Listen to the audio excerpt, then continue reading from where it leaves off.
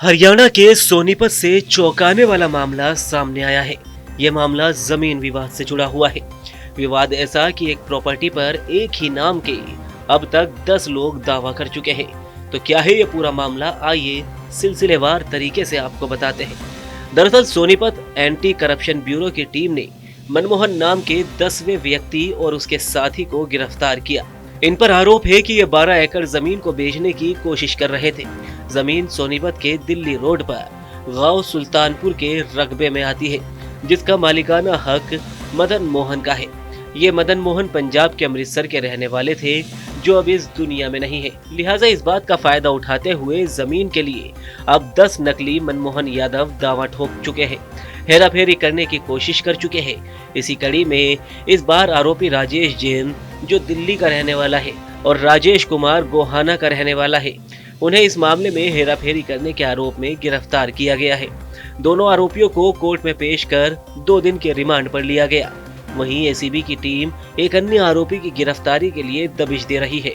12 एकड़ जमीन थी जो फिम्स हॉस्पिटल के पास है, उस प्रॉपर्टी का मैटर था ये। इसमें पहले भी कई आरोपी अरेस्ट हो चुके हैं, 9-10 आरोपी हो चुके हैं और नकली मदन मोहन भी आ चुके हैं।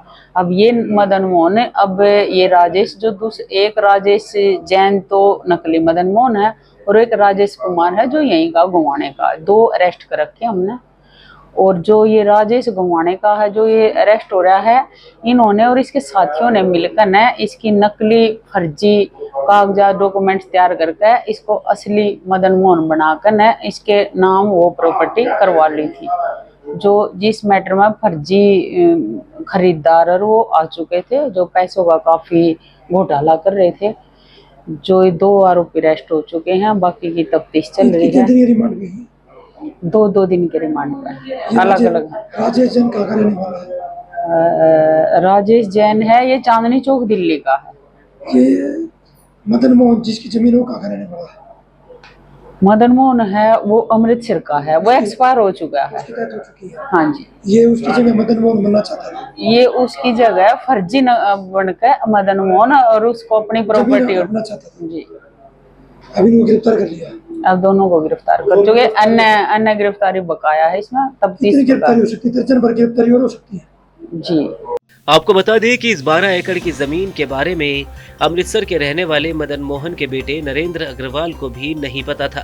ऐसे में इस जमीन को हड़पने के लिए नकली मदन मोहन बनकर लोग सामने आने लगे और कईयों ने तो जमीन के मालिकाना हक के दस्तावेज भी पेश करते हुए इसे अन्य लोगों को बेच दिया।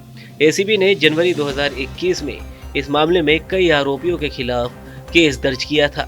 तब से एसीबी मदन मोहन बने 9 फर्जी आरोपियों को गिरफ्तार कर चुकी थी। ये सभी जेल में हैं। अब एसीबी ने दिल्ली के चांदनी चौक के राजेश जैन पुत्र ताराचंद जैन और राजेश कुमार को गिरफ्तार किया है। वहीं दूसरे आरोपी राजेश कुमार सोनीपत के ही गोहाना का रहने वाला है, जो राजेश जैन की मदद कर रहा था। बहरहाल पुलिस की कोशिश है कि इस मामले से जुड़े अन्य लोग भी हैं और उन्हें भी जल्द ही गिरफ्तार किया जाएगा, ताकि जल्द ही मामले की तह तक पहुंचा जाए।